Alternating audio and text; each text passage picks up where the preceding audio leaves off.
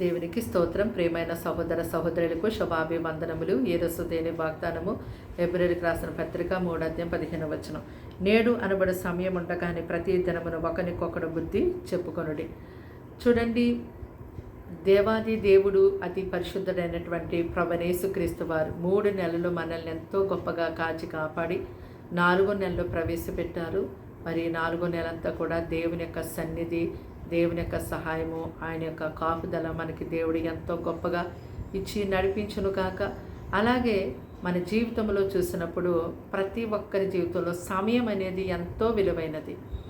అయితే మరి మన జీవితంలో ఏదైనా మనం కోల్పోయినప్పుడు దాన్ని తిరిగి పొందుకోవచ్చు, కానీ గతించినటువంటి సమయాన్ని ఎవరో కూడా తిరిగి మళ్ళా తీసుకుని రాలేరు కదా. కాబట్టి మన సమయాన్ని సద్వినియోగం చేసుకునేవారిగా ఉండాలి. కొందరు సమయాన్ని ఎంతో వృధాగా గడిపేసేవారుగా ఉంటారు. అయితే మన యొక్క వ్యక్తిగత జీవితంలో, కుటుంబంలో, మన యొక్క సమస్త విషయాల్లో సమయానికి ఏది ఎలా చేయాలో మనం అది చేసుకుంటూ వెళ్ళిపోతూ ఉంటున్నాం. మంచిది. ఎవరికి ఇవ్వబడిన సమయంలో ఆ పనులు వారు చేసేవారుగానే ఉండాలి. అయితే మరి భక్తి జీవితంలో వచ్చినప్పటికీ దేవుడు ఎంతో సమయం యొక్క విలువను మనకి తెలియచేస్తూ ఉన్నారు. దినములు చెడ్డవి కనుక సమయాన్ని సద్వినియోగం చేసుకునండి, అజ్ఞానుల వలె కాక జ్ఞానుల వలె మీరు నడుచుకునండి అని ప్రభు మనల్ని హెచ్చరిస్తూ ఉన్నారు.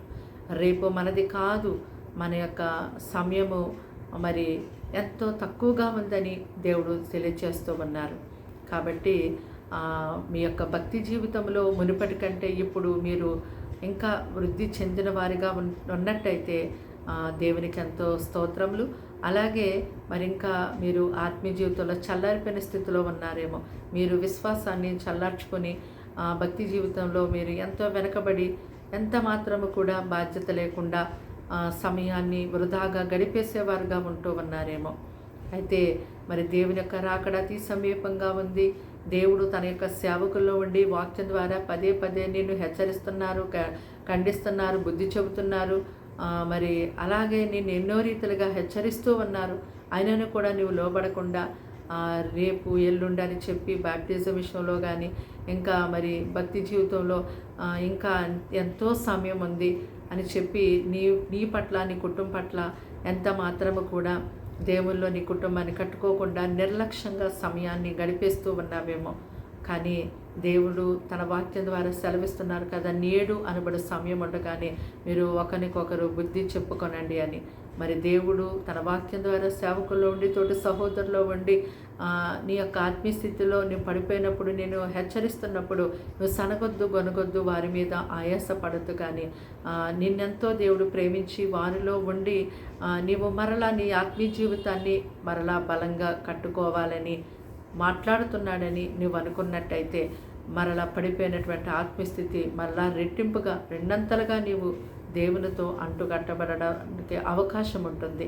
కనుక సమయాన్ని సద్వినియోగం చేసుకునేవారుగా ఉండండి. తోటి సహోదరులో ఉండి దేవుడు ముందు మీరు ఎంతో పాటలు బాగా పాడేవారు, ప్రార్థన చేసేవారు, చర్చికి క్రమం తప్పకుండా వచ్చేవారు.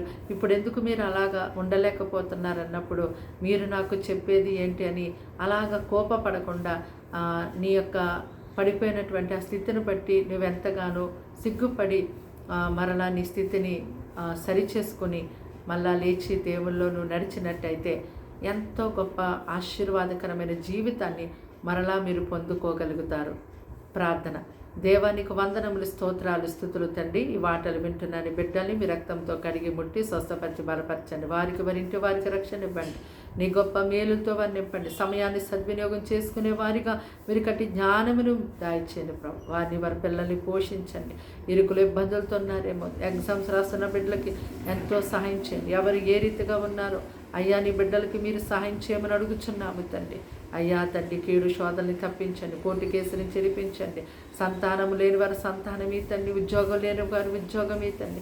అయ్యా ఎవరికి ఏది అవసరమో నీ తట్టు తిరిగి వేటిని అడుగుచున్నారో అది వారు పొందురుగాక దేవ. మీరే వారికి సహాయం చేసి దీవించి కాచి కాపాడమని యేసు నామమున ప్రార్థన సమర్పించి అడిగి వేడుకుంటున్నాం తండ్రి. ఆమేన్.